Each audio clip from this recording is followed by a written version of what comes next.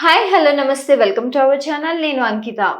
చాలా మందికి ఎందుకు పిల్లలు పుట్టట్లేదు అన్న దానికి రీజన్ అయితే పీసీఓడి అని చెప్తాము, థైరాయిడ్ అని చెప్తాము, ఒబెసిటీ అంటాము.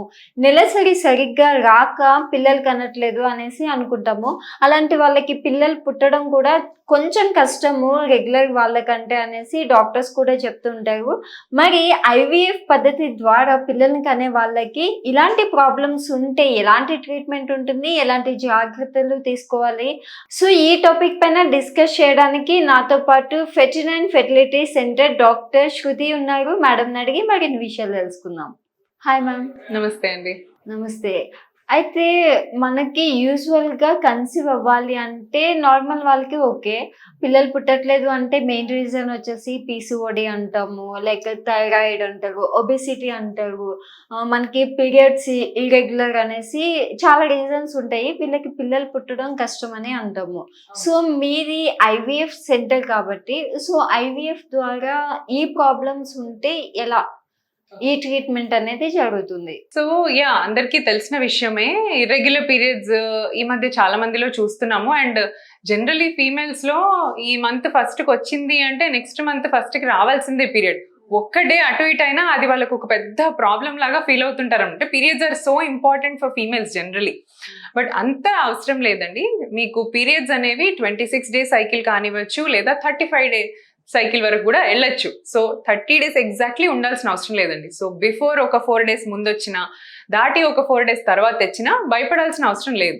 ఇంతకంటే కూడా తక్కువ అంటే ఎవ్రీ 15 డేస్కి రావటం, ఎవ్రీ 10 డేస్కి రావటం, లేదా 1.5 month 2 months అయినా పీరియడ్స్ రాకపోవడం, ఇలాంటి వాళ్ళు ఇర్రెగ్యులర్ పీరియడ్స్ అని ఫస్ట్ చెప్పాలి.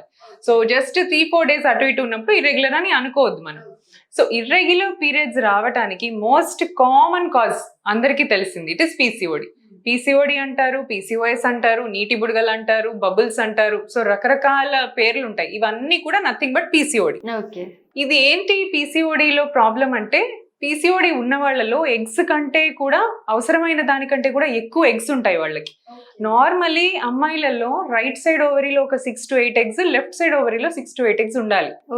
బట్ పీసీఓడి వాళ్ళలో రైట్ లో more than 20, లెఫ్ట్ లో more than 20 ఎగ్స్ ఉంటాయి. ఇప్పుడు మనం ఇంట్లో 4-5 వంట చేస్తాం, అది మనకు అలవాటే.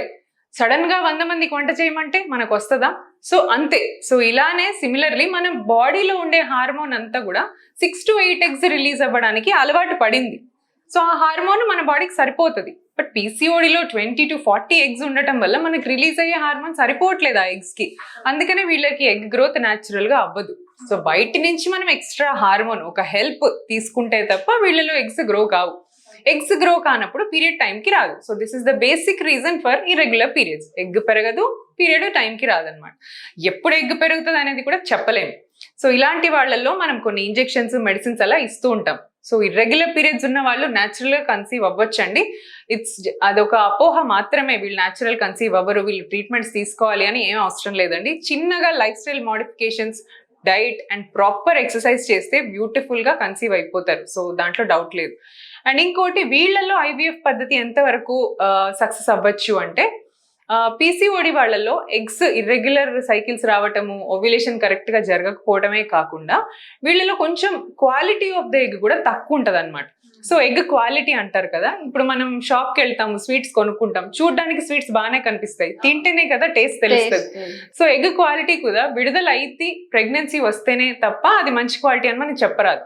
సో పీసీఓడి వాళ్ళలో జనరల్ గా లో క్వాలిటీ ఎగ్సే ఉంటాయన్నమాట. సో వీళ్ళకి ఎగ్ విడుదలైనా ప్రెగ్నెన్సీ రాదు. సో ఇలా న్యాచురల్ గా ట్రై చేసి, మెడిసిన్స్ తో ట్రై చేసి ఎగ్ రిలీజ్ అవుతుంది బట్ ప్రెగ్నెన్సీ రావట్లేదు, చాలా డిప్రెస్ అయిపోతారు, ఇంకా మాకు పిల్లలు కారేమో అని రకరకాల ఆలోచనలు పెట్టుకుంటారు. ఇలాంటి వాళ్ళల్లో ఏంటంటే మనకు ఐవీఎఫ్ హెల్ప్ చేస్తుందండి.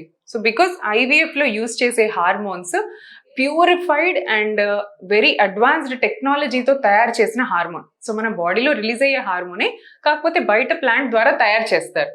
సో ఈ హార్మోన్ ఇవ్వటం వల్ల ఆ అండం యొక్క క్వాలిటీ కూడా ఇంప్రూవ్ అవుతుంది ఇలాంటి వాళ్ళల్లో. So once the egg quality is improved, ఒక్కసారి మంచి క్వాలిటీ ఎగ్ వచ్చిందంటే ఆటోమేటిక్ గా ఎగ్స్ తో మనం ప్రెగ్నెన్సీని పొందడం చాలా ఈజీ. సో పీసీఓడిలో 2 ప్రాబ్లమ్స్, ఒకటి క్వాలిటీ ఇష్యూ, ఒకటి ఓవ్యులేషన్ ఇష్యూ. సో ఈ ప్రాబ్లమ్ ని మనం ఐవీఎఫ్ ద్వారా సాల్వ్ చేసుకోవచ్చు. సో ఇర్రెగ్యులర్ పీరియడ్స్ వాళ్ళకైనా కూడా IVF will give the maximum success అన్నమాట.